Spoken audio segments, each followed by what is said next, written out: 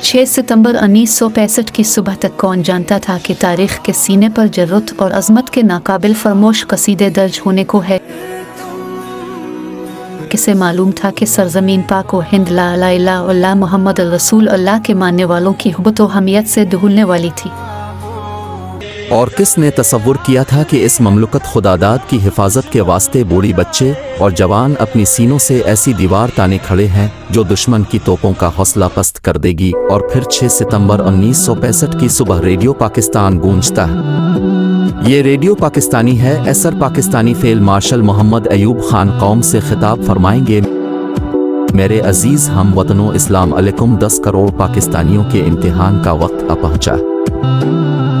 आज सुबह सवेरे हिंदुस्तानी फौज ने पाकिस्तान के इलाके पर लाहौर की जानिब से हमला किया और भारतीय हवाई बेड़े ने एक मुसाफिर गाड़ी को अपनी बज़दिल हमले का निशाना बनाया।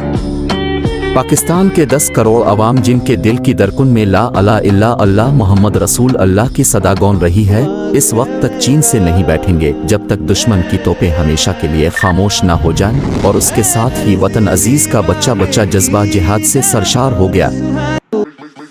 पाक फिजाई के एमी मालम जैसे बहादुर और जाबाज पायलट ने सरगोहदा के मकाम पर एक ही मिनट में भारत के 5 हंटर जंगी तैयारों को धूल चटाया, जो आज भी एक अजीम रिकॉर्ड के तौर पर Guinness book of world record में दर्ज है। सरगोहदा के हवाई अड्डे के इर्द गिर्द हाई टेंशन वायर्स हैं। उनकी तकरीबन 200 फीट होते हैं।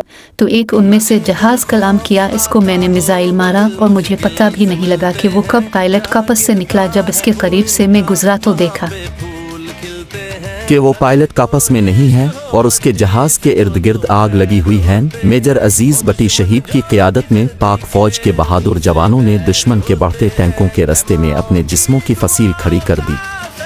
वतन के इन गयूर जवानों ने अपने सीनों पर बारूद बांधकर 120 भारतीय टैंकों को दफन कर दिया था और यूं लाहौर की सड़कों पर नाश्ता करके अपनी फौज से सलामी लेने के बाद लाहौर जिमखाना में जाम से जाम टकराने के लाल बहादुर शास्त्री के ख्वाब चिकनाचूर हो गए। 17 रोज तक जारी रहने वाली इस जंग की गर्द बैठी तो भारत अपने सैकड़ों टैंकों और दर्जनों जंगी जहाज़ों से महरूम हो चुका था। इसके 5000 से जायद फौजी वासिल जहन्नम हो चुके थे और उसका गुरूर धूल चाट रहा था। हदियारा से लेकर खेमकिरन तक, चुइंदा से लेकर हलवारे तक, वोगा से लेकर जामनगर तक, कसूर से लेकर इकनूर तक और बीरबी नहर से लेकर दवारका के किले तक हर तरफ पाक फौज की सुर्खरुई के परचम लहरा रहे थे।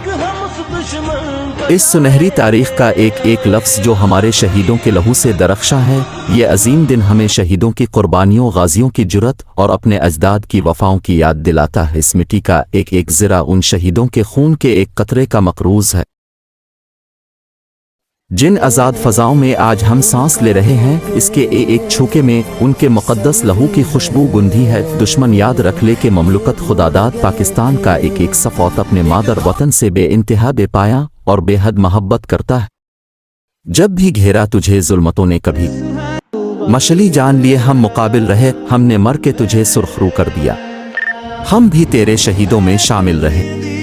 पाकिस्तान जिंदाबाद, पाक फौज पाइंदाबाद।